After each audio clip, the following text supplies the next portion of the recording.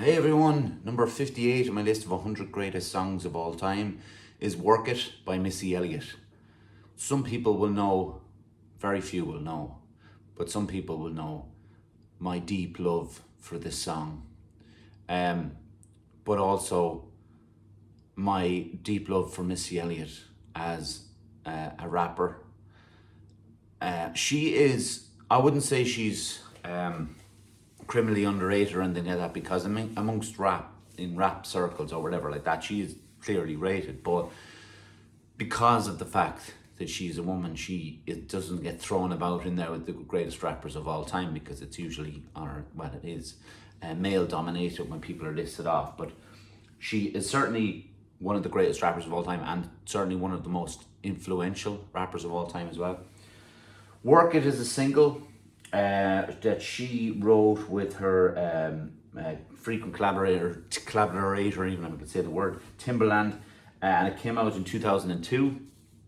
It got to number 2 in the American charts. It was given in the 500 greatest songs of all time list for Rolling Stones. It was number 56, so I was 58, so it's not too far off. What I didn't know about her, and I find kind of really interesting when I was reading about it. So it's heavily inspired by old school hip hop, which is pretty obvious, but samples Run DMC's Peter Piper, Rockmaster Scott and the Dynamic Three's Request Line, while the synth pattern in the rhythm track samples the intro of Heart of Glass by Blondie. That's something I didn't know, so I went back and listened to it, and you could hear it, that kind of little kind of percussive element to the start of Heart of Glass. It's in there. So yeah, I didn't know this. This won so many things. Won a Grammy, won a Billboard Music Award, won ASCAP, NAACP, Teen Awards, Brit Awards, everything you can imagine it won. It is extremely sexual. Where would we be without the word badonkadonk? I don't know. I remember when this Missy Elliott said that, and it became a thing about a badonkadonk, meaning an arse, basically.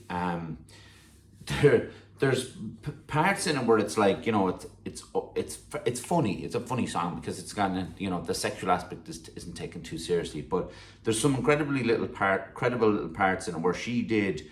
During the chorus, the lyric, I put my thing down, flip it and reverse it. And what Missy Elliott decided to do in her suggestion to Timbaland was, why not reverse that line? So she says, put the thing down, flip it and reverse it. And then that mad kind of reverse thing is just that line flipped. So it's backwards. When I first heard a rumor of the fact that Missy Elliott actually learned how to say that lyric backward for the recording, I thought that was class. That's not the case. It just was reversed, and they put it that way. I love that playing around with vocals, though. Ever since I heard "The Rain" by the Beatles, where they did the backwards the final verses, John Lennon's backward vocals, I've always loved the idea of playing around with it, and it sounds so weird when voices and things are backwards anyway. It's a lot of sexual innuendo. There's an elephant trumpeting to obscure a sexual reference. I think it's pretty obvious what that elephant sound is covering, what she's saying, if you listen to the song. One of my favorite rap lyrics, when she goes rat-ta-ta-ta-ta-ta-ta-ta, excellent stuff. Ba-bump, ba-bump, bump is another one she used to simulate sexual bodily movements. It's all you could take this really kind of serious. If you the music in the background and that beat that she has playing, and that's produced by herself and Timbaland, is absolutely brilliant. It's like if you listen to it on a really good speaker, or and you put it up, blasting up the start, listen to the opening part of that song where it does or open the request line and the music comes on. It's quite minimalist. I'm struggling to speak this morning, but it's perfect to what she's doing in the song, because the song is playful. It's not taking itself too seriously.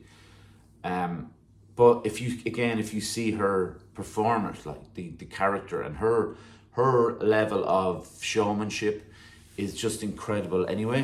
And I when I watch this one particular, I should have actually looked it up to see exactly which one it was, but there's a particular performance of her doing it, and it's just so good. She's got some dancers on the performance with her and all that, but like it's really just about what Missy Elliott is doing. Um, it's a song like. Sorry, I was just reading something there. So they said about a portion of the song's lyric helps popularize the slang term Badonkadonk among mainstream audiences, describing the movement of the singer's buttocks and challenging the listener. But you know, this kind of stuff, even what a critic says about it here, to push music forward, Missy Elliott had to go backward. The buzzy, burbling work it beat was, even by their standards, so intergalactically freaky that Elliott needed a few tries at writing a song over it before she found the right approach. And like even that kind of show of settling on something that is challenging to you, sticking with it through a number of like songwriting attempts to kind of figure out what you want to do over it. And that's like the genius of someone like Missy Elliott. And you know, people would say if it was Eminem or Dr. Dre or Andrew 3000, these people who are, you know, up there, and a couple of them that are considered the greatest rappers of all time, that's what they do to music to push it out. If you look at a lot of Eminem stuff, it's quite humorous, like, and a lot of like rap music is